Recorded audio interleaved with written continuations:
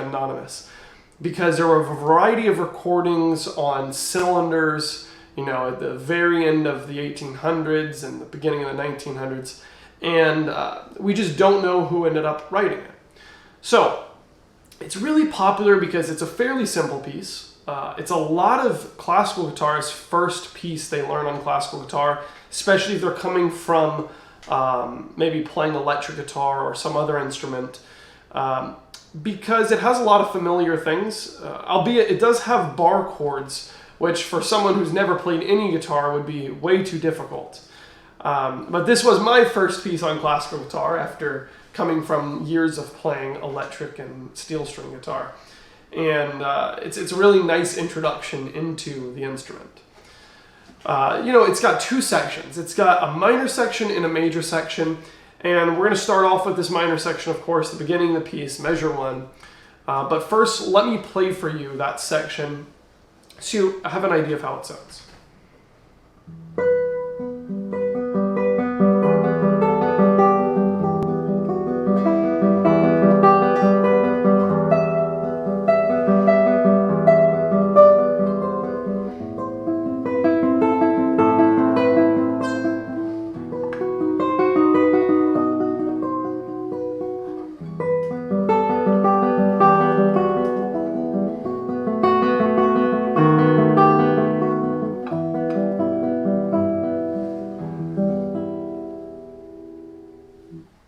Okay, so you can see that it's got this repetitive right hand pattern. Maybe you heard that, maybe not. We'll be going over this.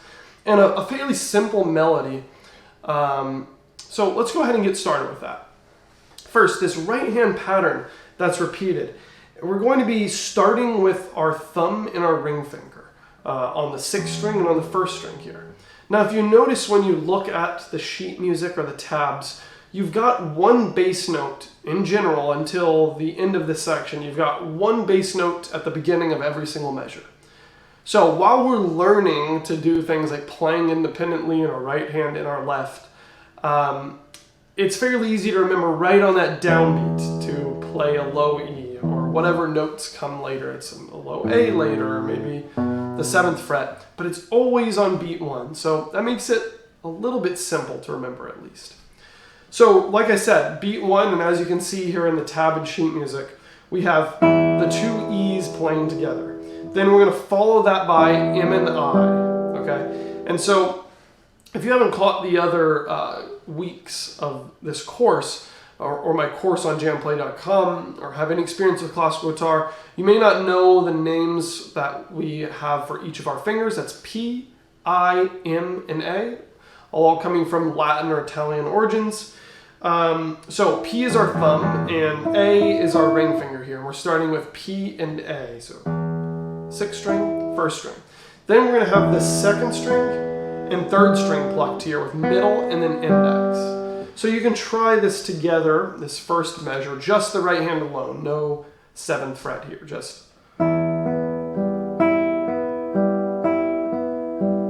So just try doing that a few times first. And after I play that low E with my thumb, instead of it floating in the air like this, I like resting it somewhere. So I like resting it on that A string. You'll notice a lot of the times I rest it on the adjacent string.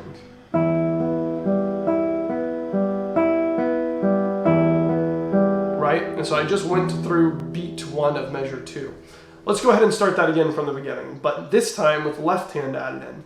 So 7th fret, that's that B, and we're just going to be descending down the E minor scale there if you look into measure 2 and 3. So it starts like this. 5th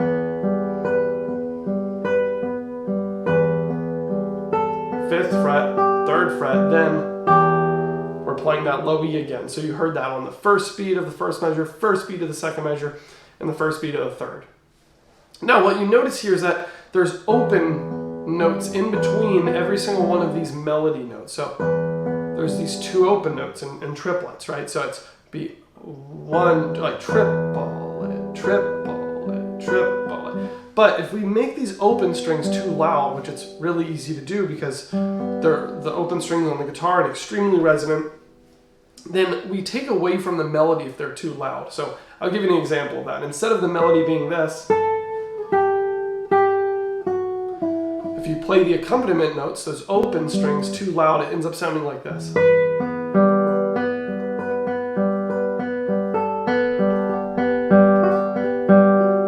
You see how that's kind of overshadowing this beautiful melody?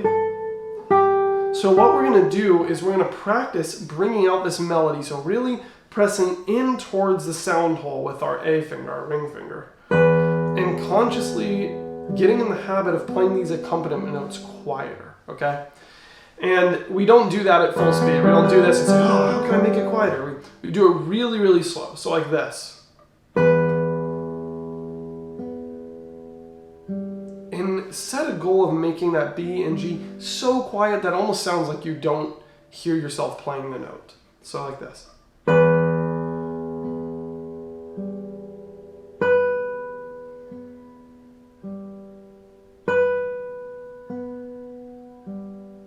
Okay, that slow practice is really key to building up good habits and just letting that melody sing, because it's gorgeous. You really don't want to cover it up. It's like this.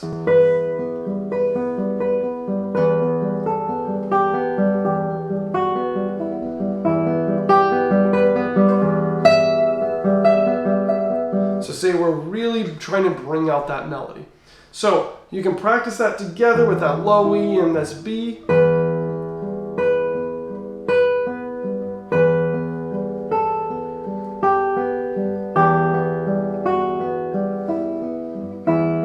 You see we have the 3rd fret and a stretch here to the 7th. That's happening at measure 4. Okay, we're on the 2nd line now, measure 4. You'll see a lot of people do this and slide their finger pergolas, but really it's nice to just reach and connect those notes as best as possible with your 1st finger to the 4th. Okay, then we're going up to the high E there. So let's try that just from measure 4. We start with that open E on both the 6th and the 1st strings.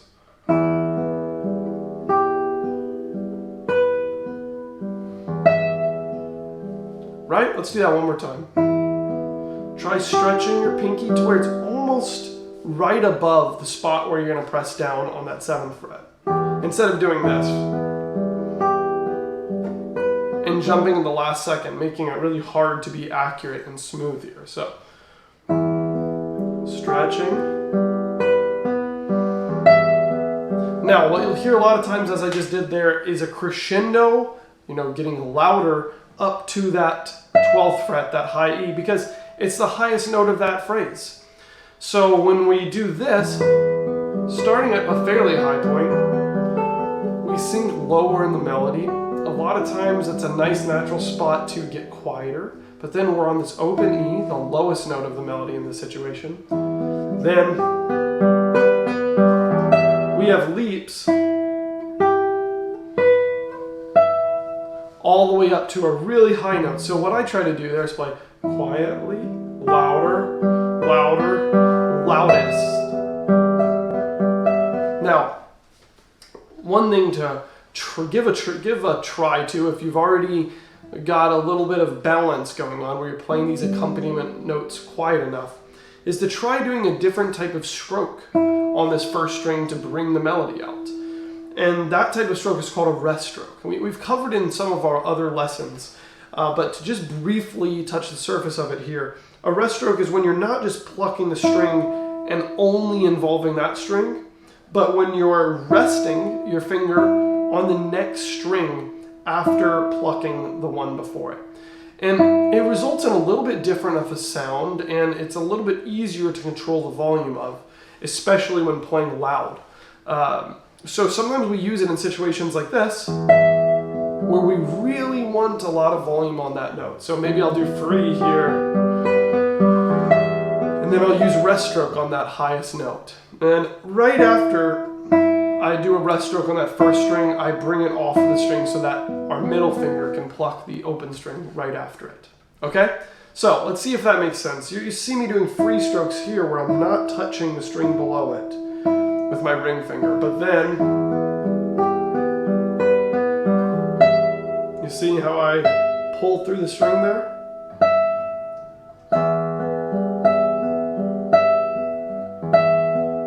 Okay?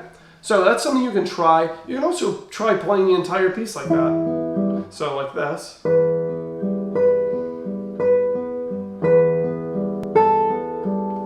But you know what? It's a little bit of an advanced concept to try doing rest stroke at the same time while alternating between free and rest stroke. So let's just reserve it for the special moments for now, and maybe you can circle that spot or just remember that as an area of where you can try this way of bringing out those notes. Okay? So,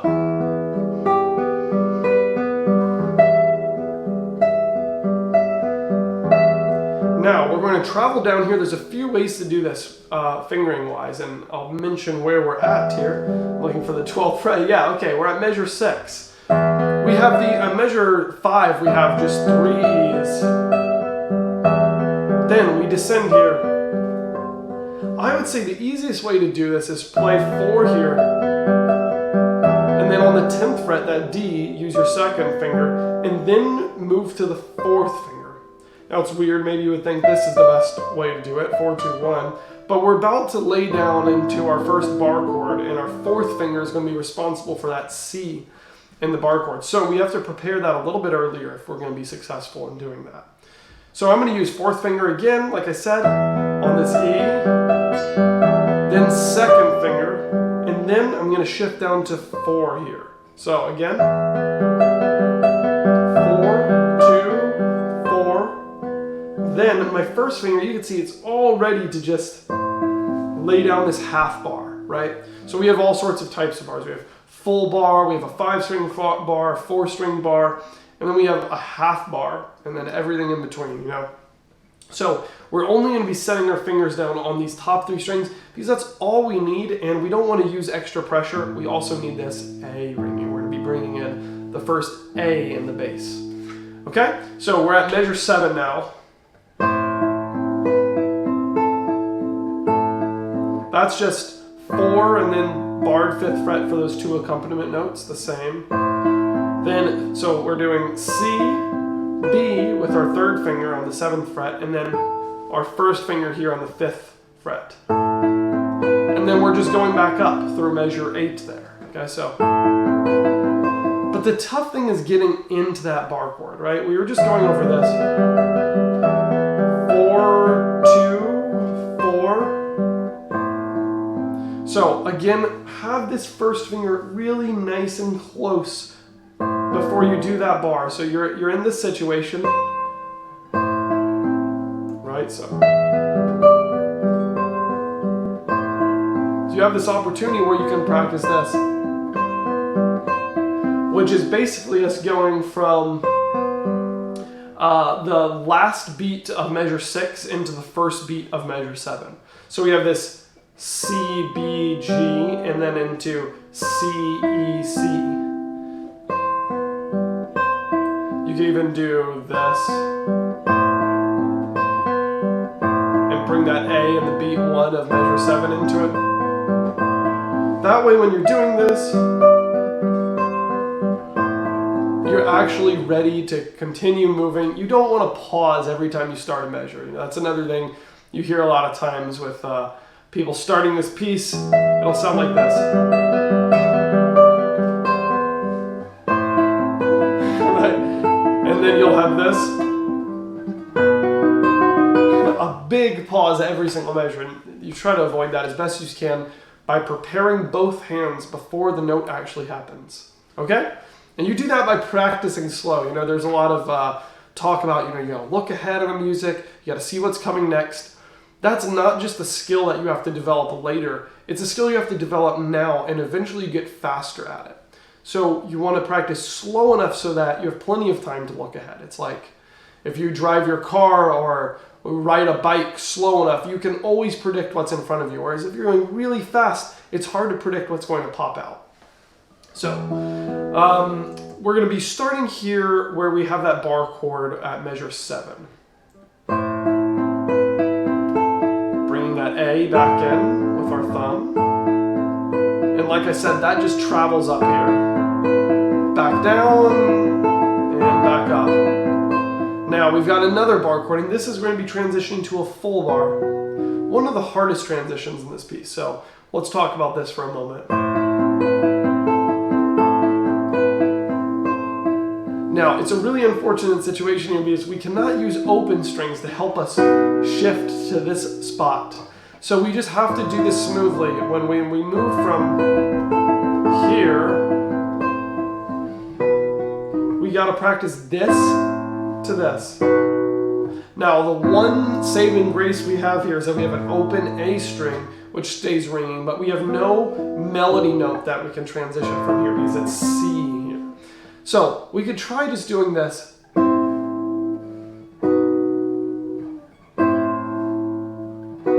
And the notes we want to focus on trying to hear the connection between is this pinky, it's C, and the B. Because C. So what we can do is leave our pinky down until we're all the way about to lay down our first finger here on the 7th fret. Watch how I do this in slow motion. Leaving pinky down until the last moment. So this finger lifts way sooner than my pinky.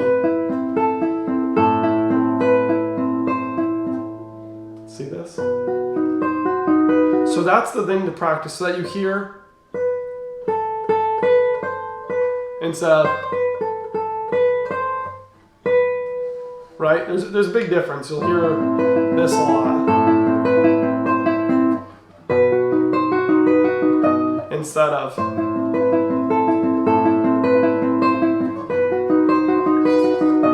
A connection between the notes there. So, practice this a good bit. Nice and slow. Pinky sets down. It stays. You can still hear that ringing. Until we set down this next B7 chord. You can even try doing this. Yeah, this is a great exercise. So pinky on C and then make sure you hear that C all the way until you hear that B in the melody. It's a little difficult. And you guys can let me know if you have any questions about this. Or let me know how that's working for you if you're trying that. Just leave it in the comments. And by the way, at the end of this, I'm going to be doing a question and answer session. So please leave your comments. I'll try to get to them the best I can. Whether it's about classical guitar, this piece, our fingers, exercises, whatever it is, I'll try to get to it.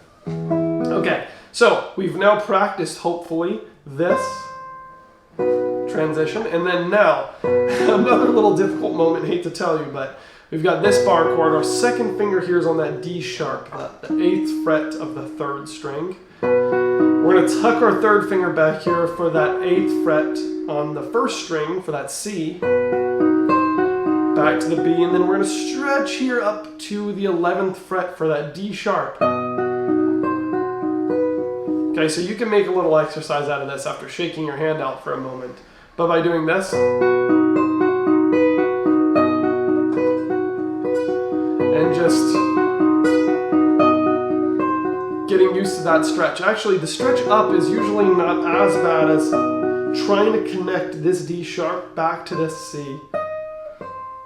Right, it's a 4 fret stretch.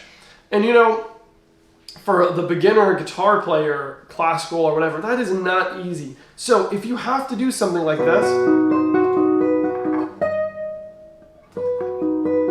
make up your own little thing. Maybe just play that note or just do this. And then move right on to measure 11 there, right? So you could totally skip measure 10. And doing that, you could just play this. Staying on the 7th fret like we have at the beginning of measure 9. So give that a try. If that stretch is impossible for you and you feel like you're nowhere close, don't hurt your hands, just... And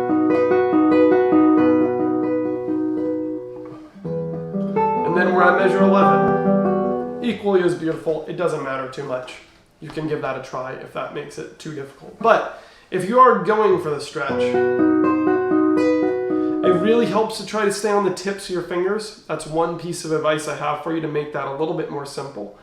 And also making sure you're aiming for the edge of the fret. So no matter where you are, the edge that's closest towards your right hand. You never want to play in the center of the fret because you're likely to get this buzzed or muted sound If you aim closer to the actual frets, this side of them, then you're going to have to squeeze less, and you'll more likely in all situations play less buzzed notes. Okay? Another exercise you can do if you want to, if you're maybe close to getting this and you feel like you're close, but you know it's a little bit difficult, try moving that exercise up 2 frets. Oh, I went too far. So when you move it up, the stretch becomes easier, and you know, then you can, if you want to make it harder for yourself, you can move it.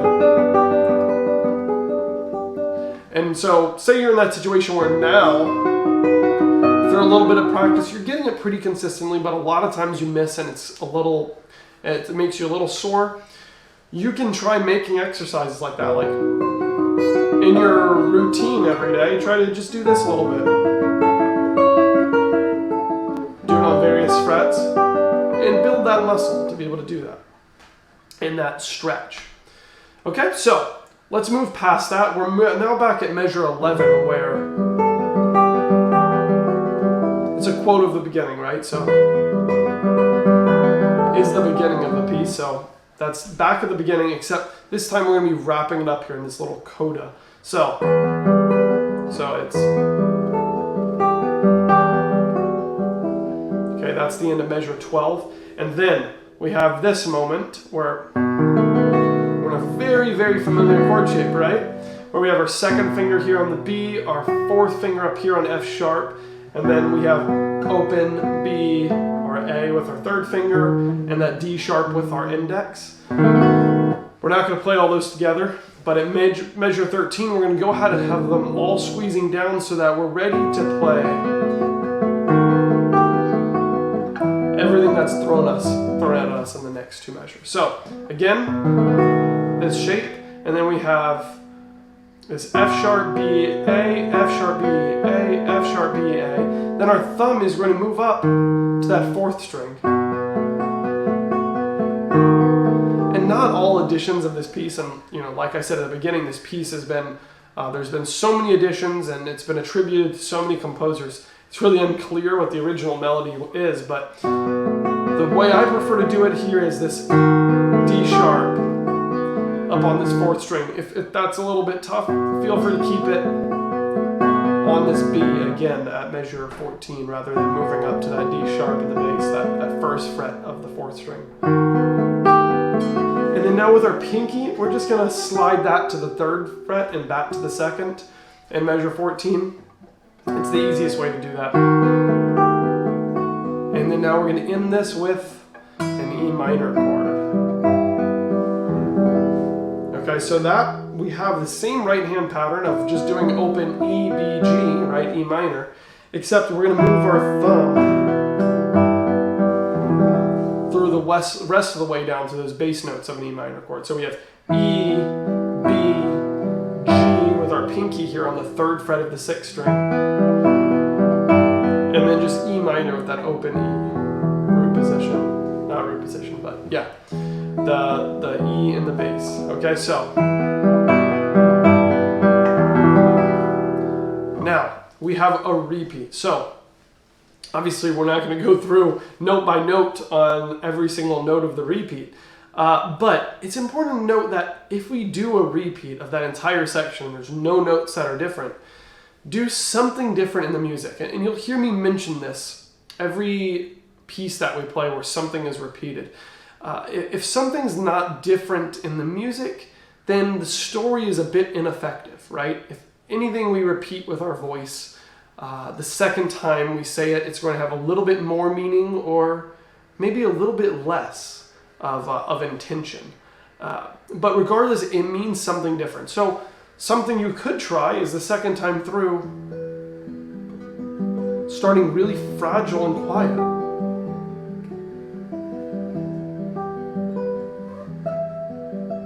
And that brings up a really powerful emotion. Maybe that's memory of a sad time or reflecting on a sad time. Or the second time, maybe that emotion grows stronger, almost into an anger, and it's louder the second time. lighter, maybe closer to the bridge, Monticello, as we say.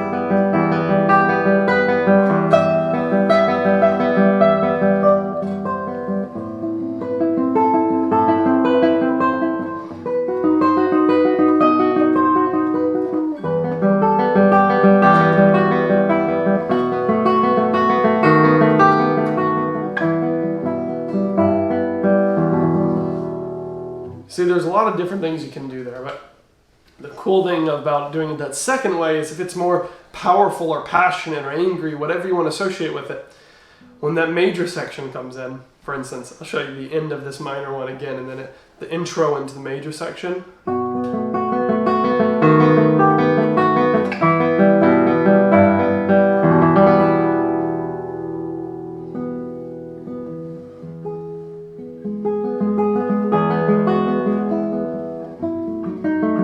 You see how powerful that really dramatic and sudden switch to major is when you come from that angry minor section to just serenity, right?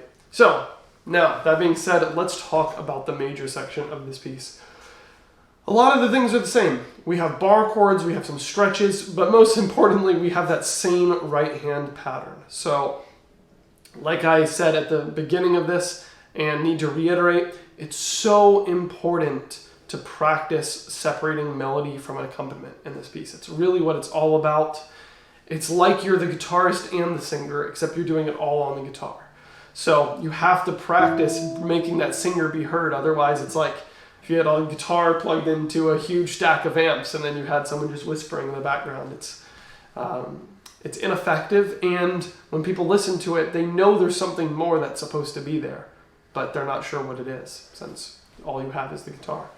So, it's really important, especially in the major section. It's so evoking of emotion and just sheer beauty, love, whatever you want to associate with it. Romance, right?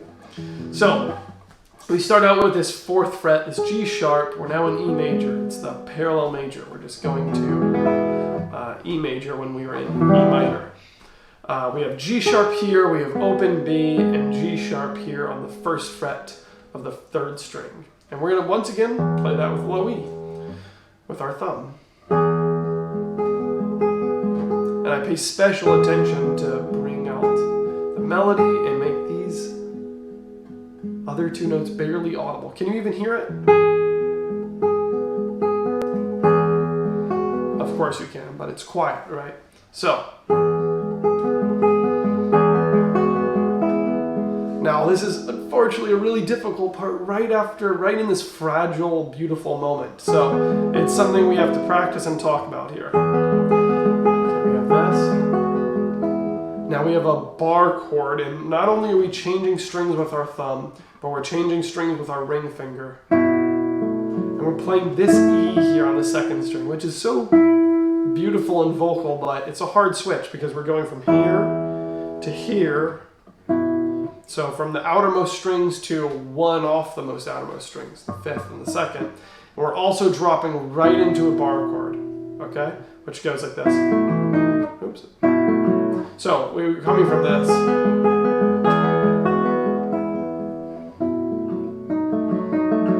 To this dominant chord, this B dominant.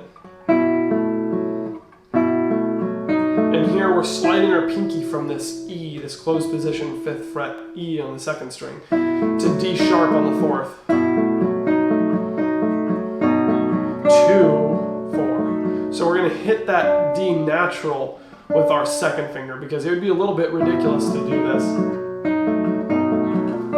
Right? We can't stretch our pinky to there. So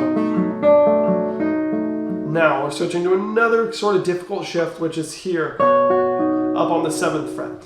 There's one way to make this a little bit easier though as you're reading this music. Right, we've got our 3rd finger up on the 9th fret of the 1st string, and our 1st finger all the way down here, barring the entire 7th position. One way to make this easier, as I was mentioning,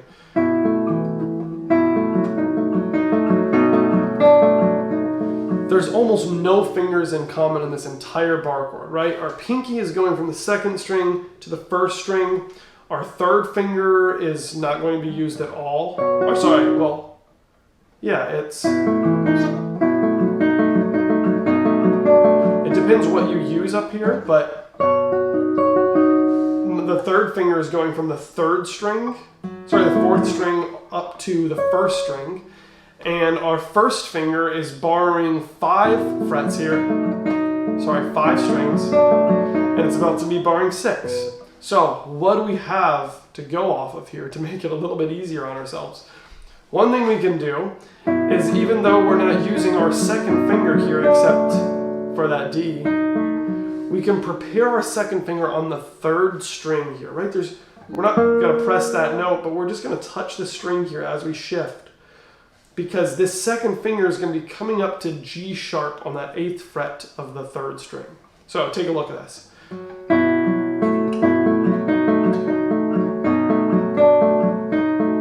See my second finger set down so that I can do this. What we call that in classical guitar is a guide finger, right? This finger, it's just guiding us to that new position. It's at least something leading the way. If we have nothing leading the way, then a lot of times it sounds like this. And it's a struggle to get our hands down in the right spot without any sort of guidance or leadership from either any of our fingers, right? So I'm making my second finger kind of an artificial guide finger, because in this position it has no responsibility being on this string, but I'm touching it here and purposely doing that so I can think, oh, that's right, this one goes here. It's just sliding, but the rest move, right? So one way you can practice this is doing this and just playing the note that it's going to. Right? Or you don't even necessarily have to play it.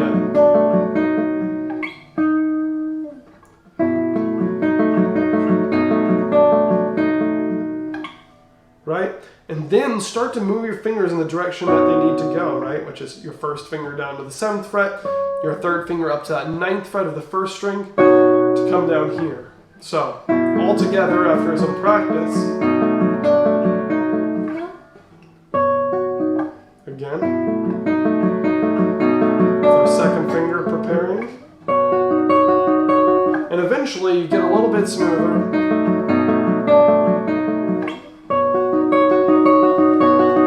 And it's totally okay to take a little breath there. It's a really hard transition, like this.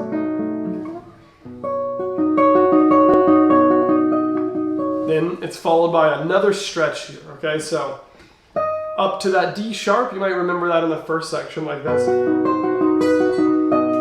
Right, but now it's in major. So it's kind of nice if you remember that, right? It's some sort of emotional change there. We have that same note that's really emphasized, but it's in a totally different context, right? You can relate to that to like words in poetry when you have one word in one specific context, and then you switch the context and that word means something totally different. We can think of that D sharp in the same way, right? In the minor section, it did this, just to jog your memory. It's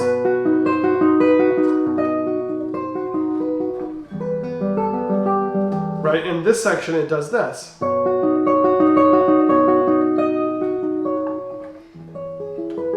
know, it's almost like poking fun at that tragic memory, right? It's like we're laughing at something that you took so seriously and it was so hurtful, something like that. Anyways, these are some of the things that the music tells us just by looking at the sheet and then the frets or the notes, and it gives us some intel about how we can interpret the piece without getting too into just like the emotional sides of things that are up to anyone's interpretation, right? But regardless, we know that this note was something big in the minor section. In the major section, so it's kind of nice to hold on to it for a minute. Now we move to this. And pardon me while I find my spot here. This is measure 23. And we have 999, right? So we've got this C sharp, G sharp, and E. And you would think that you would do this, right? Because it's all the same fret. But in this situation, it works out better if we use 4, 3, and 2 for that spot, because we're going to need to lift that fourth finger and use our first for that B on the first string in the same measure in the next beat. Maybe you can try that. 4, 3, 2. It'll be the same if you were doing that. So we're moving back to that 999, right? That C sharp, G sharp, and E. And then this is a particularly hard stretch because we're keeping this 3 and 2 down while we move this pinky up to that D sharp. Then we're actually going to do that 9th fret bar, just a half bar here when we finally reach that climax, that E on that high E string, right? That first string. We have chromatic, and then that pinky shifting to that C sharp. That's a really hard transition too. Maybe hard isn't the right word, but just needs practicing. Something to remember in this spot and several other spots in the piece is that you don't necessarily have to have all of your fingers set down on the next chord immediately. You have to choose when it needs to actually arrive. In this situation, the only two notes that need to arrive together is C sharp and A. So I'm not going to make sure all of this lands at the same time. It's not necessary. It's an arpeggio. If I was doing this, then I would need them to all arrive at the same time. But since it's an arpeggio, we get some time for the other fingers to arrive, because we have that C sharp first. So I use that moment to stretch my other fingers out to that 5th position, bar chord. And our second finger needs to come down here on that C sharp, as you can see in, measure 27. Okay, and by the way, if you have any questions about this, we're wrapping this up soon. Please go ahead and leave a comment now, because if you wait till the end of this stream, it might be more difficult to see your question, so or get to it potentially. So yeah, go ahead and leave anything you have about classical guitar, this piece, interpreting music, technique, how to sit with a guitar, anything you might have about this, and I'd be happy to answer it. So yes, we have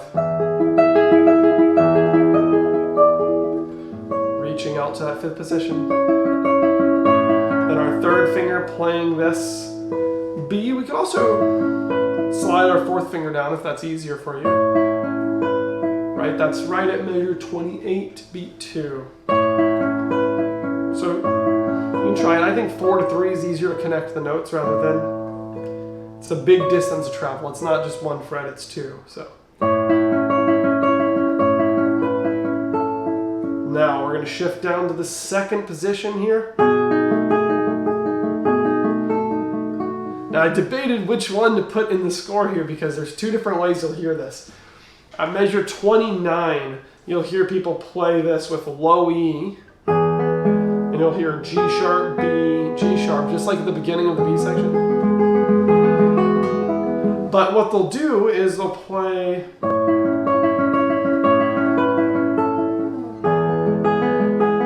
then move to this position that you see written in measure 29. They'll just play what's written at measure 30 at the appropriate spot, but they'll just have this for all of measure 29. So I said that sort of wrong. This is the substitute way of playing measure 29, where you have low E, G sharp, B, G sharp, just like the first measure of this major section. And then measure 30 as written. The way I've always played it, and I've heard it played a lot now, is that the way I have it written here, 29, this.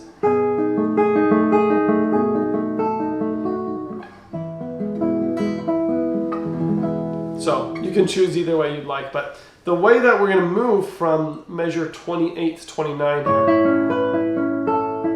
again, we're going to be looking for what finger is guiding. Do we have any guide fingers? This situation, neither of these two are guide fingers in our third or fourth, and we cannot set them on the strings like we did in this other situation, moving up to that D sharp, because the melody is ringing there, and we can't mute the melody by setting it down on a string. But what we can do is imagine this first finger, well actually, when we're in this bar chord, we can have this finger touching the fourth string already, so that when we shift down here, we're already in the correct, we're already on the, we're at least closer to the fifth string, right? So this.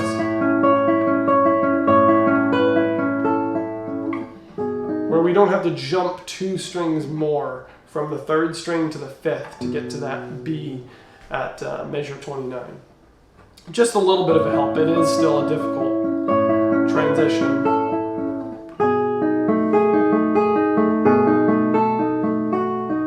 Okay, again.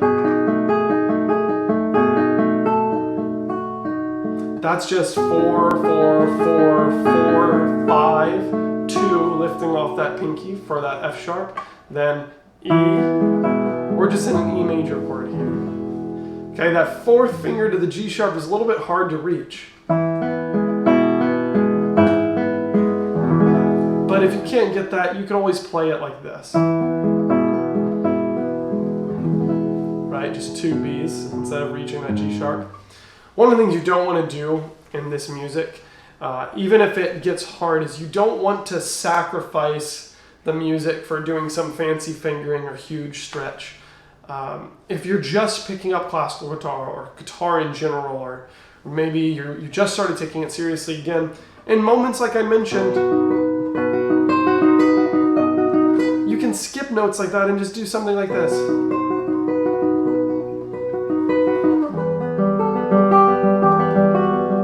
And don't make it more stressful than it has to be. It's more about the essence of the piece as a whole, not proving to everyone that you can play the most difficult moment seamlessly, right? So, other things about this piece, this section, as you can see, repeats also this major section. So have it mean something else. When you repeat something happy, is it maybe like a memory? Again, you could take it quieter. It could be a more tender type of memory, like a nursery rhyme sort of sound. Or if it's louder, it could be a more triumphant.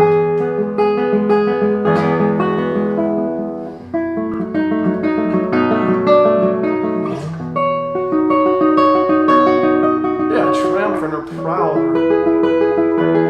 or joyful. So experiment with these different emotions that you can pull out of this piece. It's a lot of fun. I hope it works well for you as a study, and you can also develop something technically and musically within this piece. So, like I said, if you have questions, please leave them in the comments now. We're going to go ahead and get to some questions. Be sure to tune in next week. We're going to be covering a different piece from different countries all over the world every single week. Thank you so much for watching. Like I said, my name is Evan Tauscher. Let's get to some questions.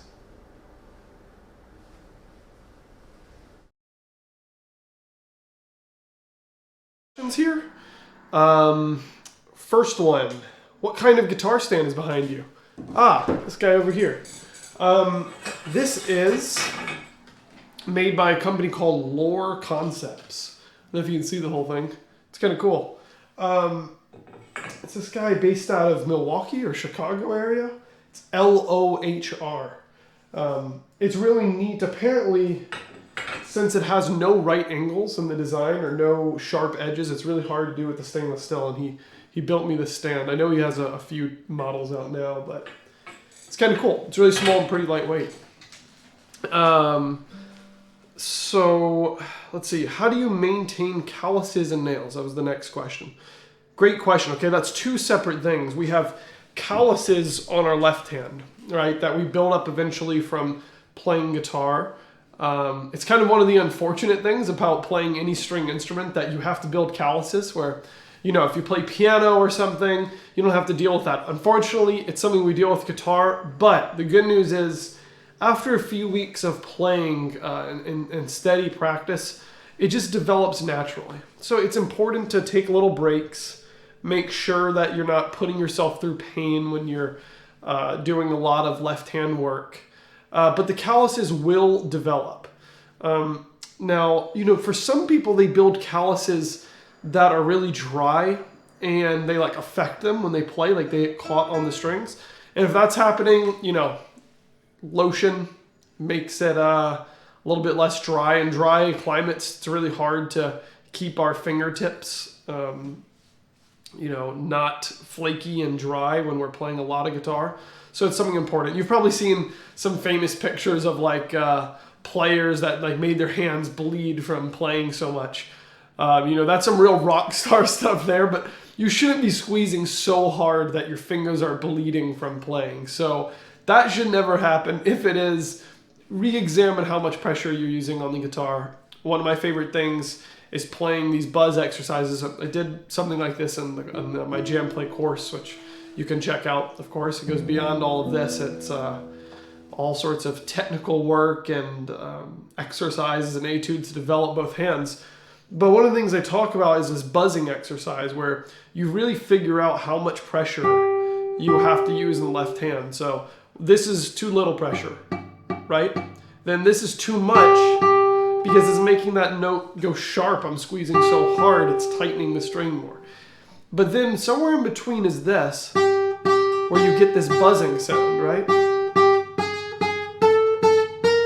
But to be able to get that buzzing sound, you have to be really, really exact. And then all you have to do, you'll notice how light do you have to press. Maybe those of you that have your guitars now, you can try it. And try to do 1, 2, 3, 4 and buzz every note like I just did there. I bet on your first try you'll not be able to do it. Maybe you'll do this, but not, because it's really difficult to apply just that amount of pressure and really control the amount of pressure that you're using. Then after that, experiment with how to make it just barely clear enough, right? No buzzing.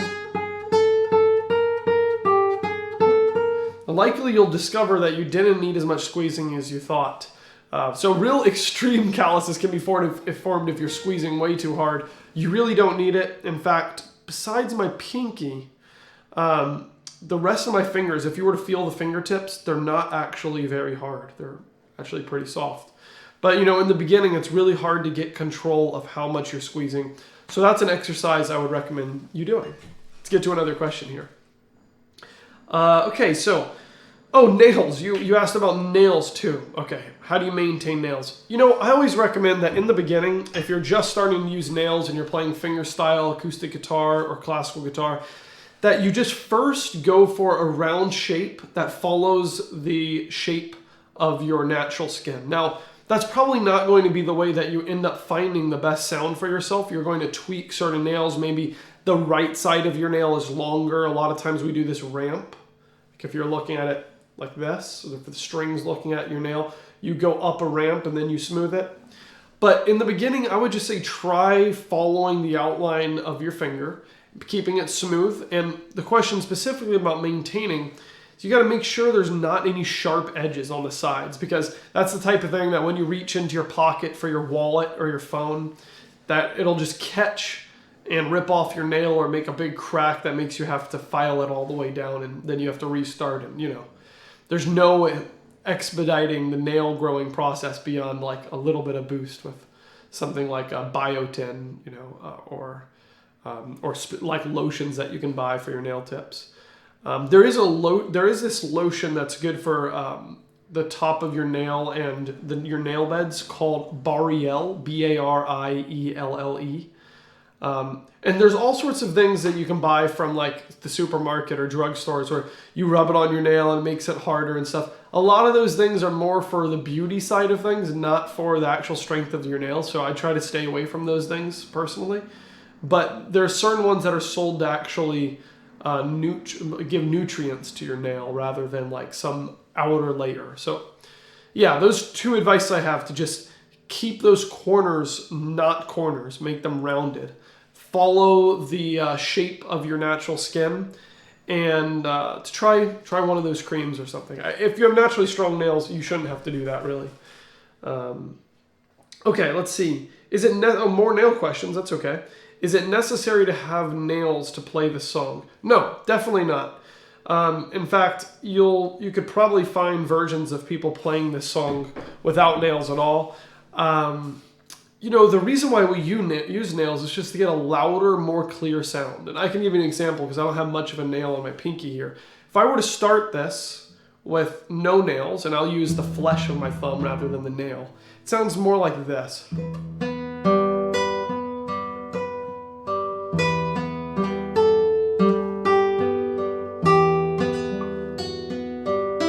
You see, it's not getting a real clear projecting sound. It's more flesh than anything.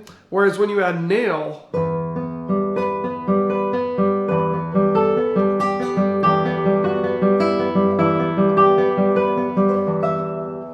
you have more of a surface to work with that's hard. I mean, think about it with electric guitar or steel string. If you play with a pick, you have something hard to push the string down further and to give it a surface that's also hard so it doesn't dampen the string.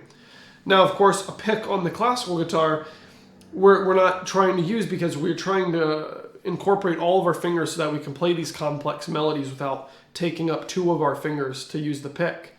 But we still want that sound or the thing that the pick is doing, which is, having a hard, solid surface for the nail for the string to bounce off of. So our nails are kind of just picks on every single finger. So it helps, but it's not necessary. There's actually a few really amazing players that play without nails, but it is pretty rare. For classical guitar, that is. But if you're playing steel string, again, a lot of players play with nails, a lot of the famous ones, and I think it's for good reason. So one of the misconceptions on that subject is that your nails need to be super long and that, they need to be super obvious. Obviously, you can see my thumbnail is pretty long, but my other fingernails, if you're just looking like this, you hardly see they're there. And when they're on the guitar, you might notice because the cedar contrasts it. But you only need nails that barely come past the tip of your skin there. So hopefully that clears some things up for you. Another question. When I play my acoustic, there's this gravely sound that sometimes comes from my strings. What am I doing wrong? Gravely. I'm trying to think what you mean, or maybe you mean gravelly. That comes from the strings. I'm thinking maybe you mean like a buzzy sound, like this, for instance. Like that. Maybe this is what you mean. If that's happening, it's likely the back of your nail, or if you have nails, the front of your nail hitting the string before the actual flesh of your finger hits. It's hard to know exactly what that means without greater detail, but that could be what's going on. If it is, yeah, gravelly. If that's what it is, then what you can do is aim for your thumb. You can aim for your thumb skin to touch the string before the actual nail does, and same with every finger. If I have another finger where my nail touches the string before, you hear this sound, right? So I try to avoid that by making contact right at the edge of where my flesh meets the skin. Where my flesh meets the nail, so that you get this sound. Almost no sound at all, right? Compared to this. So I'm going to guess that's the gravelly sound you're talking about. The other guess it could be is the sound of fret buzz, or like if you hit the string too hard, and pardon the loud here. But when you do this, or you see how there's a little bit of fret buzz? When you hit really hard, and especially if you're not used to playing with your fingers rather than just with a pick, sometimes you can press the string too far down and it ends up bouncing up against the metal frets. So when you do something like that low E, you can hear a little bit of a buzz, and that's just the string vibrating and hitting the string. It's hard to know exactly what you mean, honestly, without seeing you play. or more of a description. That could be it. Let me read that one more time. There's a gravely sound that sometimes comes from my strings. Hard to say. It could also be old strings. Sometimes they start coming unwound and then they make strange noises. Too low of action could be another thing. You can test to just see what your action is by measuring at the 12th fret and the height of the bridge, but you'd have to look up specs online or talk to a luthier or bring it in somewhere to see about that, a guitar store. And then that's all I could really think about for that question based on what you said. Let me see if there are any other questions here.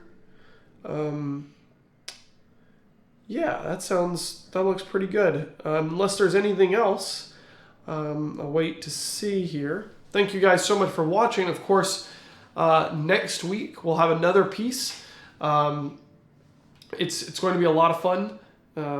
We've got a bunch of different pieces from all around the world, and yeah, I think this has been a lot of fun so far. So this is one of the most famous pieces of the classical guitar repertoire. It's don't be discouraged by not getting the patterns right away. It's not something that just works overnight. Definitely takes some practice, but try just isolating a few of the measures and see if you can get just 2 measures down, and then add another one and another one. And don't put yourself into a situation where you feel like you have to be able to play the whole piece really well before you end up actually getting down and practicing it to some sort of playable level. So, take the first measure, take the first 4 measures, and then eventually the entire minor section, and then start working on the major section. There's a nice manageable way to work on it. So thank you so much for watching, and I'll see you next week. This has been Evan with jamplay.com.